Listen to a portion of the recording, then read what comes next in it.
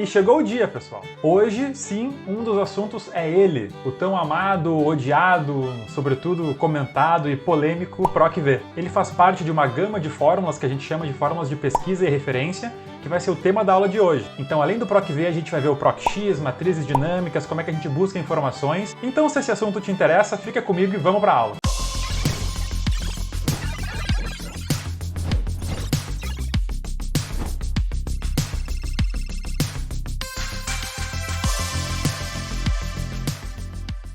Fala galera, Klinsmann aqui, e hoje o assunto é sobre pesquisa e referência, né? A gente, dentro desse assunto, pode falar de fórmulas, de funcionalidades prontas, mas antes de qualquer coisa, eu vou trazer o conceito de como é que o Excel busca informação dentro do arquivo, dentro de outra guia, de outro arquivo, né, para a gente entender como é que ele puxa essa informação e o que a gente tem que estar atento antes ou depois dessa busca para a gente conseguir utilizar esse cruzamento, né, aproveitar informações que já existam. Então vamos para a telinha do Excel e vamos acompanhar ali. Então, pessoal, indo direto para a parte de referências, a gente vai apresentar aqui, vou mostrar para vocês como é que a gente percebe, como é que o Excel apresenta as informações vindas de diferentes lugares, né? Como é que ele apresenta, o que tem de específico de cada uma, para que a gente possa entender. A primeira, mais clássica e fundamental de todas, é a gente utilizar ou fazer um apontamento, né? Apontar para uma informação ou para uma célula que já exista dentro da mesma planilha, né? Então aqui deixei uma espera, né, de referência sobre esta planilha. Quando eu quero puxar uma informação que está nesta planilha que a gente está vendo, é só eu dar um igual e fazer uma referência a uma célula, certo? Então se eu der 2 cliques aqui e a gente for ver, ó, igual a D2. O que é o D2? É a coluna D, né, linha 2, que é exatamente essa célula azul que a gente está vendo aqui. Então, quando a gente puxa a informação da mesma planilha, ela só traz a marcação de coluna e linha, simples assim. A segunda possibilidade é trazer uma informação que está dentro do mesmo arquivo, mas está em outra planilha, né? Lembrando que planilha é um termo um pouco mal utilizado aqui no Brasil, né? A gente fala planilha geralmente para falar de arquivo, mas no Excel o arquivo é uma pasta de trabalho. E planilhas são as guias que a gente tem aqui embaixo, como por exemplo, esta planilha, outra planilha com espaço, localizado. Todas essas aqui são planilhas, né? A gente chama de guias, mas são planilhas dentro do Excel. Então vamos começar utilizando o igual, né? Então vamos fazer o seguinte, igual, eu quero pegar uma informação que está nesta outra planilha. Então eu vou clicar aqui e vou dar Enter, tá? Vamos dar um zoom aqui para ver o que ele está fazendo. Ó, ele está pegando a célula D3, né? Coluna D, linha 3, da onde? Da planilha chamada outra planilha. O que é interessante para a gente olhar é que tem um símbolo, né? Tem um sinal de exclamação aqui no meio, né? Deixa eu botar feias turas aqui, vamos fazer um retângulo, acho que é o AL, Ctrl, o retângulo é Ctrl. Então o que tem de diferente quando a gente pega informação de outra planilha, vem um símbolo, né, de um ponto de exclamação. Então esse é o sinal, né, que a gente consegue ver que essa informação está vindo de outra planilha. Então como é que ela mostra? Aqui é sempre o nome da planilha que a gente está puxando, ponto de exclamação, e aí sim a célula, né, o endereço da célula, que no caso aqui é D3. Vou fazer o mesmo exemplo agora, só que puxando de uma planilha que tenha um espaço no nome, né? Aqui eu chamei de outra planilha, aqui outra 2, porque essa aqui vai ter um espaço. Então eu vou dar um igual, e aqui embaixo, ó, outra planilha com espaço, tá? Eu vou trazer o nome para cá e vamos dar uma analisada de novo. Olha o que a gente tem aqui agora. A gente tem a mesma coisa que a outra, né? D4, que agora é a célula nova que a gente está analisando, só que o nome da planilha agora está entre aspas simples, né? A gente tem uma aspas aqui no início e uma aspas aqui no final. Então, ao contrário do exemplo de antes, quando o nome da planilha não tem espaço, ele vem só o nome, corrido, né, por extenso, com símbolo, com ponto de exclamação. Só que quando o nome da planilha, o nome da referência tem espaço, ele põe entre aspas simples. Então, outra planilha com espaço é o nome daquela guia, então por isso ele tem aspas simples aqui.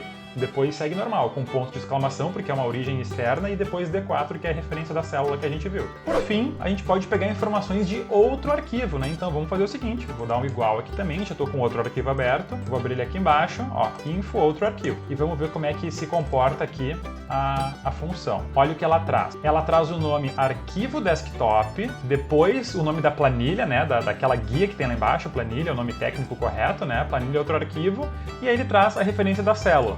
Aqui, quando a gente puxa de um arquivo externo, a referência padrão é que ele congele a linha e coluna, né? Aqui está travado o cifrão, para quem não lembra, né, ou não é familiarizado com isso, eu também vou deixar o card da outra aula que a gente falou um pouquinho sobre isso. Quando a gente põe o cifrão, a gente está congelando coluna e linha, né? Então isso aqui não faz tanta diferença para agora, mas só para mostrar que Quando um arquivo é externo, por definição, por padrão, ele vem congelado com a célula. Então, se a gente puder analisar de trás para frente, o que a gente está olhando, né, nessa opção aqui? A gente está vendo a célula D5 da planilha chamada planilha outro arquivo, do arquivo desktop.xlsx, né? Vou aplicar o zoom aqui de novo para tirar aquelas marcações. Então olha o que a gente tem aqui, ó. No nome do arquivo, a gente tem ele entre colchetes. Vocês estão vendo? Tem um colchete aqui no início e tem um colchete aqui no final. Então dentro de colchetes vai estar o nome do arquivo, que ele é chamado, eu nomeei ele de arquivo desktop.xlsx e é a extensão dele. Então pode ser um XLSX, pode ser um XLS, pode ser um CSV. Qualquer arquivo que a gente puxa as informações dele, ele vai estar apresentado aqui, certo? Só que ainda tem uma outra peculiaridade. Aqui a gente está vendo arquivo desktop.xlsx, mas essa é a grafia que aparece enquanto o arquivo, o outro, esse que a gente está consultando, está aberto. Se eu vier aqui e fechar aquele arquivo que a gente pegou a informação, olha como é que ele passa a apresentar a informação agora, ó, quase não cabendo aqui na tela. Olha o que acontece. Toda essa parte aqui permanece igual, porque não muda, a referência é a mesma, só que quando o arquivo está fechado, ele traz também essa parte aqui da esquerda, que é o diretório do computador onde ele está alocado ou salvo. Então, se a gente for ser bem metódico e for ler de trás para frente, porque é assim que é o sentido, né, da leitura, onde é que a gente está pegando, da onde a gente está pegando essa informação? Da célula D5, da onde? Da planilha outro arquivo, do arquivo desktop.xlsx, que está no desktop do usuário Cleans, que é o meu usuário aqui no Note, da pasta Users ou Usuários, do HD da repartição C2 pontos. Então aqui ele fez todo o caminho de volta, porque a gente está pegando de uma referência, de uma base externa, estamos pegando de outro arquivo, então ele está indo até a raiz, de onde é que está essa informação, né? Então ele vai lá no C2 pontos, no usuário, no desktop, no arquivo, na planilha e, por fim, lá na célula. É daqui que ele está extraindo a informação. E por que, por exemplo, que ele não mostra isso quando a gente abre uma referência simples, né? Tipo essa referência aqui dentro da própria planilha? Porque ele já sabe o endereço que ele está, então ele não precisa aqui ser redundante, porque se ele está pegando dele mesmo, ele não precisa nem apresentar, já está junto essa informação, já está nesse arquivo. E nesse caso, mais específico ainda, já está na mesma planilha. Então, a única referência que ele precisa é o D2. Certo, galera? Conseguiram pegar esse conceito aqui de como é que funciona a busca? A gente sempre vai estar pegando uma informação de uma célula, né, que é a soma de uma coluna e de uma linha, de alguma planilha, de algum arquivo que está em algum lugar do computador, ou poderia ser da internet, a gente poderia puxar de outra repartição, da nuvem, né, do SharePoint, aí tem várias outras possibilidades de puxar informação, mas é assim que as referências funcionam, né? Quando a gente puxa de algum lugar externo, vão ter as aspas simples, né, ou vão ter os colchetes quando for um arquivo separado por exclamação para depois começar a parte da célula, né, da coluna e da linha. Aproveitando que eu estou nessa telinha, vou pedir para que vocês se inscrevam no canal, pessoal, quem estiver gostando, comentem aqui o que vocês estão achando dessa aula ou das outras aulas, para fazer o algoritmo do YouTube girar e eu entender o que vocês de fato estão gostando, se são vídeos mais longos, mais curtos, se é caso aplicado, se é essa parte mais teórica, né? Querendo ou não, isso aqui não foi fórmula, né? Não foi parte prática, é muito mais um funcionamento, um entendimento do que está por trás, beleza? Então se inscreve aqui e ajuda o canal. Então, pessoal, partindo para a próxima funcionalidade, né, que ainda não são fórmulas, mas são recursos que o Excel apresenta, a gente vai utilizar o botãozinho que está aqui no canto na direita, chamado localizar e selecionar. Ó. A gente pode clicar ali e dar um localizar, e ele vai abrir uma janela para nós. Pronto, pessoal, agora com o zoom estabilizado aqui, que janelinha é aquela que abre para nós, tá? A gente está no localizar, então ele abre uma caixa de busca aqui para nós, que a gente pode pesquisar por algum texto, algum valor, e ele dá algumas opções para nós, como por exemplo, procurar na planilha, que é a guia, né, a aba que a gente está ali embaixo, ou pela pasta de trabalho, que é todo o arquivo que a gente está, dá a opção de pesquisar por linhas ou colunas, e outras opções de fórmulas, valores, anotações ou comentários, tá? Vou procurar aqui por valores, e vou procurar a string, né, a cadeia de texto TES, tá? E vou dar um localizar tudo. Olha o que ele mostra para nós aqui, ó. Ele achou na pasta de trabalho, que é essa aqui que a gente tá, na planilha localizar e substituir, na célula D9, ele achou o texto chamado teste 1 e na D10 achou o texto teste 2. Lembrando que eu procurei pela cadeia TES aqui em cima, né? Então, quando a gente vê essa janela do localizar e substituir, que no caso a gente está no localizar, e ele encontra as opções, quando a gente clica, a gente vai para aquela célula. Acho que eu estou no zoom aqui, ele não está indo por causa disso. Na verdade ele foi, isso aqui não está aparecendo. Ó. Quando eu clico aqui na célula, ele vem selecionado para essa aqui que está teste 1. Se eu clicar no teste 2, ele vai para aqui de baixo. Tá? Então isso aqui é fácil para a gente localizar, de fato, informações que estejam na planilha, tá? Agora vai um bônus sobre essa parte que eu particularmente uso quando eu tenho que fazer algum desenvolvimento para a empresa e eu tenho que ver, né? Às vezes a gente abre o arquivo e está dizendo: ah, quebraram os vínculos externos, quer atualizar, não quer atualizar. Então, quando se trabalha com informações de outras fontes e tu muda isso, por exemplo, se a pessoa pegou uma informação que está nos downloads da máquina dela e ela me manda o arquivo, eu não tenho acesso à pasta de downloads da máquina dela. Então, em qualquer outra máquina que ela abra, aquela referência não vai ser achada. Então, como é que a gente faz para pesquisar, né, para encontrar essas referências para arquivos externos, por exemplo, tá? Vamos dar uma olhadinha aqui que eu vou apresentar agora. Como é que a gente faz então, pessoal? Vamos aqui em localizar, em cima na direita, localizar, tá? Vou voltar o zoom aqui. E agora, o que eu quero localizar? Lembra que ali no início eu falei sobre quando a gente utiliza a referência de um arquivo externo, ele põe o nome do arquivo entre colchetes? Então a gente pode procurar, por exemplo, um colchetes aberto, um colchetes fechado, ou, por exemplo, .xlsx, que era a extensão daquele arquivo que eu tinha, né? Vamos testar aqui, .xlsx. E vamos dar um localizar, opa, agora é pasta de trabalho, porque é o arquivo inteiro, né? Nessa aba que eu tô, nessa planilha que eu tô, nessa guia que eu tô, não tem nada que puxe de forma externa. Então eu vou pesquisar no arquivo aqui na pasta de trabalho como um todo, tá? Localizar tudo.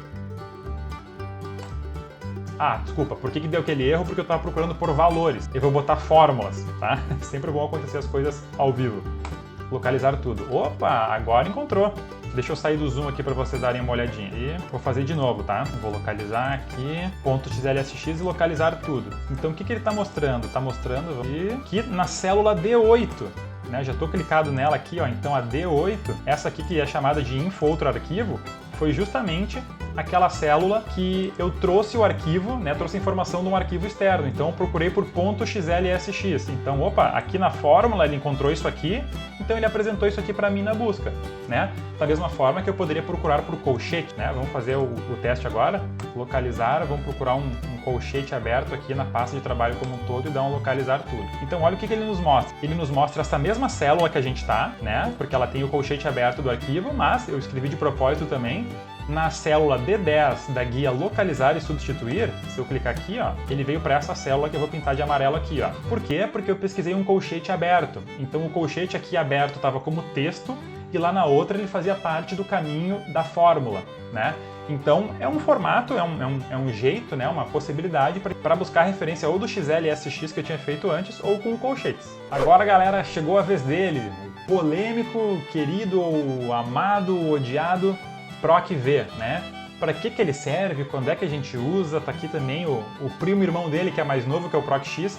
Vou mostrar as duas possibilidades aqui para vocês, porque as duas são fórmulas de pesquisa e referência, tá? Então vamos lá, o PROC-V. O que é o PROC-V? O PROC-V é uma fórmula de pesquisa e referência que ele busca uma informação que a gente queira em algum lugar, em alguma matriz, em algum intervalo, e retorna uma informação lá de dentro para nós, tá?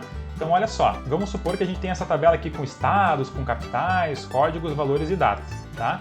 Vamos supor que eu queira pesquisar alguma informação referente ao Amazonas ali, que é a primeira linha. Então eu já escrevi o Amazonas aqui para eu poder usar ele como busca e vou fazer o seguinte, ó, vou escrever aqui em cima na barra de fórmulas que fica mais fácil de olhar. Então eu vou botar aqui, ó, PROC-V, tá? O que eu estou procurando? Ó, primeiro argumento é valor procurado. Qual é o valor que eu quero? Eu quero procurar aqui a sigla do Amazonas, tá? Então cliquei ali na célula. Eu vou voltar aqui para cima, vou dar um ponto vírgula para trocar o argumento. A gente caiu agora no argumento matriz tabela. O que é essa matriz tabela? É a matriz ou a tabela de onde eu vou procurar as informações. Então, eu vou selecionar esse meu intervalo todo aqui, ó. Então, essa é a matriz tabela que eu estou procurando, tá? Como terceiro argumento, a gente tem o número de índice da coluna, tá? Então, vamos ver o nosso intervalo aqui, ó. A gente tem os estados como coluna 1, a capital como coluna 2, código coluna 3, valor coluna 4 e data coluna 5, tá? Vamos supor que eu queira retornar a capital.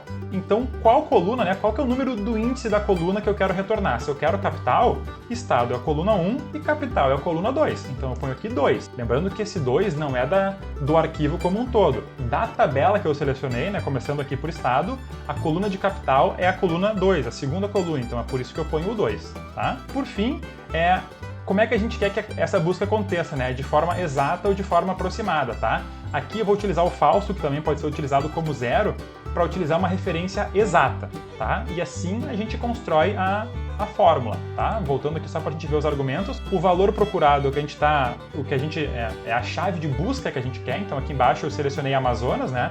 que ele vai procurar aqui no início da tabela. O segundo argumento é a matriz, né? Onde está o conjunto de dados que eu estou analisando, então é essa tabela aqui embaixo de estado até a data. O terceiro argumento é o número de índice da coluna, então como eu quero retornar a capital, eu vou procurar pelo estado, mas eu quero retornar pela capital, então eu quero a coluna 2, essa que é o retorno, né? Só abrindo um parênteses do parênteses, por que o nome é PROC-V? Porque é uma procura na vertical, a gente vai estar olhando assim, ó, os estados, a gente está olhando em coluna, né? Como eu estou procurando estado, a sigla AM, que é do Amazonas, a gente vai procurar na vertical para trazer outras respostas de outras colunas, tá? E por fim, o 0 é uma referência exata, eu não quero nomes aproximados, eu quero achar exatamente o que eu estou procurando ou nada, tá? Então, com isso pronto, vou dar um Enter, olha o que ele retorna aqui para nós. Manaus. Por quê? Porque é o Amazonas, eu estou procurando o Amazonas nessa coluna aqui, o PROC-V procura sempre na primeira coluna, tá? Então, eu necessariamente, dessa tabela, se eu quiser escrever desse jeito, se eu estou pesquisando por estado, o estado deve necessariamente ser a primeira coluna. Isso pode ser bom em alguns casos e nem tão bom em outros, por isso que o PROC-X é uma alternativa, já vou mostrar na sequência, mas o PROC-V funciona buscando sempre na primeira coluna. Então o que eu estou buscando? Estou buscando Amazonas, que é a primeira coluna, e estou querendo que ele retorne a coluna 2. Opa, então eu vou percorrer a coluna 1. Achei o Amazonas, que é a minha pesquisa aqui de baixo, me traz o equivalente ao Amazonas da segunda coluna. Então a segunda coluna, o equivalente ao Amazonas é a Manaus, por isso que Manaus veio para cá. Se eu botar aqui Rio Grande do Sul, RS, ele está trazendo Porto Alegre, porque ele encontrou o RS aqui e está me trazendo Porto Alegre, que é esse do lado. Agora vamos supor que eu quisesse trazer esse código meio maluco que tem aqui, tá? O que eu faria? A minha fórmula, como um todo, ela segue igual. O que eu posso fazer, ao invés de trazer a coluna 2, eu quero trazer a coluna 3, que a coluna 3 é a coluna do código, certo? Então o estado tá aqui, coluna 1, capital, coluna 2, código, coluna 3. Então, se eu quiser o código, eu só mudei aqui no PROC-V a coluna para 3. Simples assim. Parecido com isso é o PROC-X, ele funciona um pouquinho diferente, ele dá algumas flexibilidades, mas da mesma forma também traz outros pontos de atenção, tá? Então, vamos botar aqui o PROC-X e vamos ver o que ele faz, ó. Primeira coisa que ele pergunta é pesquisa valor, né? É o argumento que a gente quer. Na verdade, eu vou botar aqui em cima que estava mais fácil de visualizar isso. Vou dar um zoom. Pesquisa valor. Quem eu quero pesquisar? Esse cara aqui, certo? Ponto, vírgula. Vamos ver qual que é o próximo argumento. Pesquisa matriz. Onde é que eu vou pesquisar? Eu vou pesquisar aqui, ó. Diferentemente do PROC-V, onde eu busco todo o intervalo, aqui eu só estou falando onde é que tu quer pesquisar. Quero pesquisar nessa coluna. Ponto, vírgula. O que eu quero trazer? Qual a matriz de retorno? Vamos supor que eu queira trazer a capital. Aí eu tenho que selecionar esse intervalo aqui, certo? Dei um Enter. Os outros argumentos, eles são optativos. Meu Deus, o que eu fiz? Que loucura, o arquivo fechou sozinho. Vou voltar pro zoom. Então, o que a gente tinha visto? Estamos procurando a célula E14, que é esse Rio Grande do Sul que a gente tem aqui embaixo, na matriz B2 a B10, que é a matriz aqui, a coluna dos estados, e a gente quer qual que é a matriz de retorno? É a matriz da capital, que é essa roxinha aqui, tá? A gente pode ver, que a gente tem outros argumentos, tá? Se ela não for encontrada, qual que é o modo de referência, mas o PROC-X, por padrão, ele já traz como referência exata. Então, como a gente pode ver, todos os outros argumentos, eles têm colchetes, ou seja, eles são optativos, a gente não precisa estar olhando para eles nesse momento. Então, só vou fechar parênteses e vamos ver o que ele nos mostra aqui como resposta. Olha só, o PROC-X, então, é o Rio Grande do Sul que eu estou procurando, né? E a resposta é Porto Alegre. Beleza, só que agora eu não quero mais a capital, eu quero o valor, né? Que é a coluna 4. Se eu quisesse o valor aqui pelo PROC-X, eu poderia só botar o 4 e ele me traria o valor, tá vendo? Rio Grande do Sul, o valor é 3.400, tá aqui. Só que no PROC-X eu não consigo fazer isso. Eu vou ter que arrastar o argumento para cá, porque ele separadamente pede qual é o intervalo de retorno, né? Pesquisa matriz e depois é matriz retorno aqui, né? A roxinha foi a que eu troquei de lugar. Então a matriz retorno, se a gente vai procurar outra coluna, esse é um pouco o inconveniente do PROC-X, por mais que o PROC-X não se limite à coluna que a gente está procurando ser a primeira. Então vamos supor que eu quisesse procurar pela capital e aí trazer o estado, né? Com o PROC-X, o que eu poderia fazer? Primeiro eu tenho que botar a capital aqui, vamos botar Manaus, por exemplo, Manaus, e vamos fazer o seguinte, eu estou procurando esse carinha do lado, aonde? Né? Onde é que é a matriz que a gente quer? É aqui na capital, coluna da capital. E aí quem que eu quero trazer? Eu quero trazer o estado, né? Cuja aquela capital é a sua capital. Aí ele me traz. Como o PROC-V, eu não tenho como fazer isso, porque do jeito que está organizada a nossa base, o PROC-V sempre procura pela primeira coluna, isso é padrão. Então, se eu quero procurar pela capital, o meu estado necessariamente tem que estar à direita. Eu não consigo pesquisar antes dele aqui, certo? Então, aqui, esse é um exemplo prático, né, de flexibilidades ou inflexibilidades, né, porque a gente vai poder escolher quando é que a gente usa PROC-V ou PROC-X, muito a depender de como é que está a nossa base de dados e qual é a necessidade de ficar mudando as fórmulas ou não para a gente atingir esse fim. Agora, como último tópico aqui dessa aula, para a gente concluir, vou falar um pouquinho, apresentar o conceito de matrizes dinâmicas. Quem acompanha a evolução do Excel, né, se quiser dar uma olhadinha, eu vou deixar o link do primeiro vídeo aqui das videoaulas, do mini curso, que menciona a história do Excel e como é que o produto evoluiu. Então, o Excel evoluiu como ao longo do tempo? A Microsoft vendia ele em formato de produtos, né, tu comprava a versão do ano, o Excel 2010, o Excel 2013, 2016, só que hoje ele é vendido por assinatura por usuário por mês. Então, enquanto tu estás pagando o Excel, tu tem acesso a todos os recursos, então se tu paga, se tu é assinante, tu não fica defasado, comprei a versão 2016, saiu a nova 2019 e não tem as funcionalidades. Isso não existe mais hoje, porque quem paga já tem todos os recursos disponíveis, né? E um desses recursos disponíveis, que não tem nas antigas, é o que a gente chama de matrizes dinâmicas, né? Porque vamos lá, pensa comigo. O Excel aqui a gente sabe, deixa eu habilitar aqui, que está desabilitado, o Excel é uma malha, linhas e colunas, né? Que cada cruzamento desse, isso aqui é uma célula, outra célula, outra célula e outra célula. Então a gente sabe que em cada célula tem um valor, eu não posso ter dois valores numa célula. Por mais que eu separe dentro da célula com vírgula ou com espaço, isso é um valor único. Então eu não posso ter mais de uma informação dentro de uma célula, ou pelo menos não podia.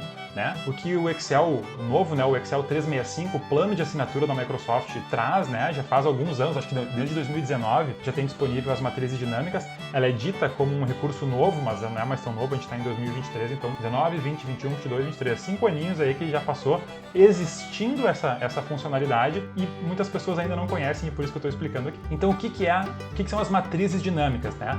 Junto das matrizes dinâmicas vem o conceito de despejar. O que é despejar? É justamente isso. Cada célula só comporta um valor. Só que se a minha resposta dá mais de um valor, ou a resposta da minha fórmula é uma matriz, por exemplo, ele despeja essa informação aqui em volta de onde está essa célula, tá? Vou usar uma aqui, por exemplo, para a gente ver, ó, a função sequência, tá?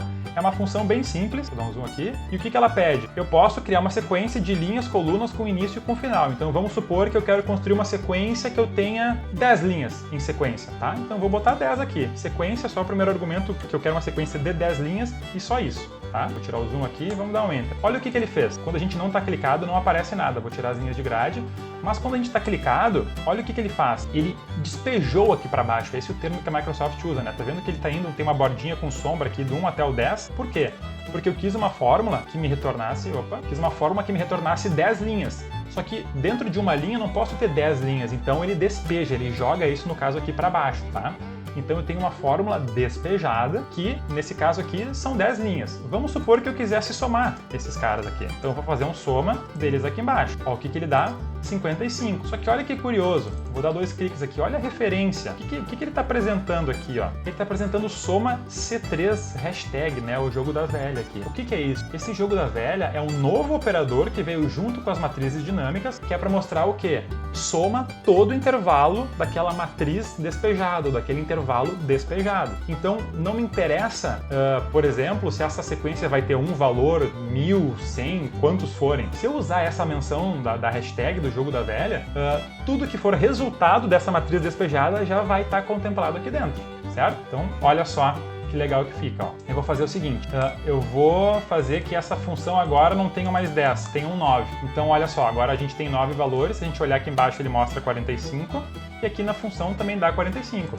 Se eu botar 10 aqui, ele não está somando. Por quê? Porque eu não estou preso neste intervalo que tem o 10 a mais. Eu estou preso onde? Eu estou preso no que é despejado por essa função, certo? Então, olha só, eu tenho uma função que despeja 9 valores, eu tenho o 10º, mas vamos supor que eu quisesse agora 20, tá? Olha só.